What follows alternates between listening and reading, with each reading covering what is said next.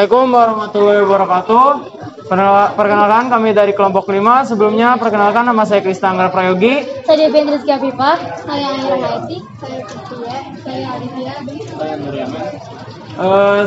Kami sekarang berada di Taman Mini Indonesia Indah dan sekarang di Museum Transportasi. Sekian dari kami. Selamat menonton. Dadah. 날리는 낙엽에 떠있지 파란 하늘 속 수영하는 구름 잠수함 계속 내 눈앞에 보이는데 혹시 꿈은 아니겠지 그 정도로 예뻐. Selanjutnya tentang sejarah transportasi.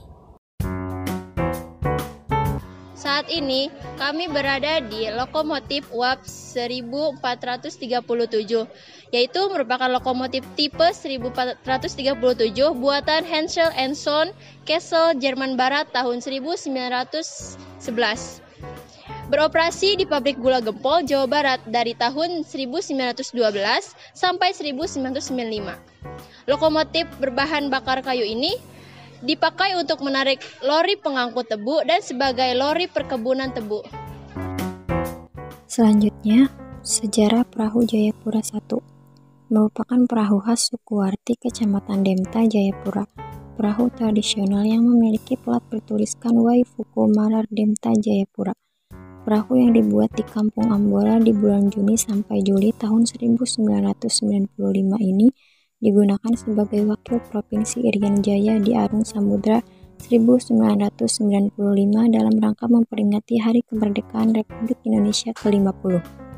Pada umumnya, perahu-perahu di daerah Papua dibedakan menjadi perahu-perahu yang bercadik pada salah satu sisinya, atau perahu laki-laki, dan perahu jenis jukung yang tidak bercadik atau perempuan. Cadik atau semang pada perahu laki-laki melambangkan seorang istri, sedangkan badan perahu melambangkan seorang suami yang berjalan beriringan ketika perahu ini sedang berlayar. Badan perahu dibuat dari kayu goro yang dihiasi dengan berbagai macam hiasan berpola antropomorfis atau manusia. Selanjutnya ada contoh fisika GLB dan GLBB.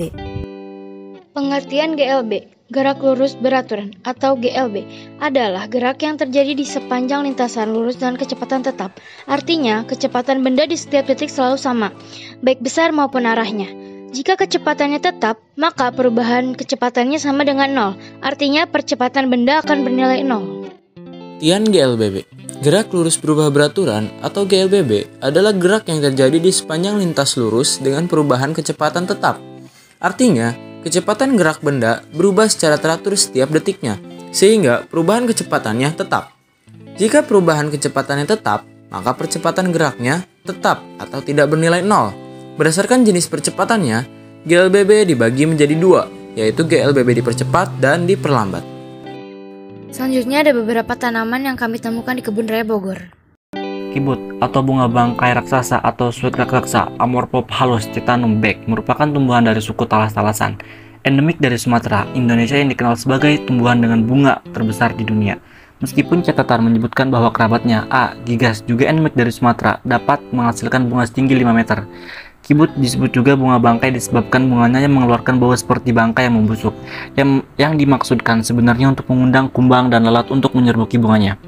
Kibut sering dipertukarkan dengan padma raksasa atau Replesia arnoldi, mungkin karena kedua jenis tumbuhan ini sama-sama memiliki bunga yang berukuran raksasa, dan keduanya sama-sama mengeluarkan bau yang tak enak.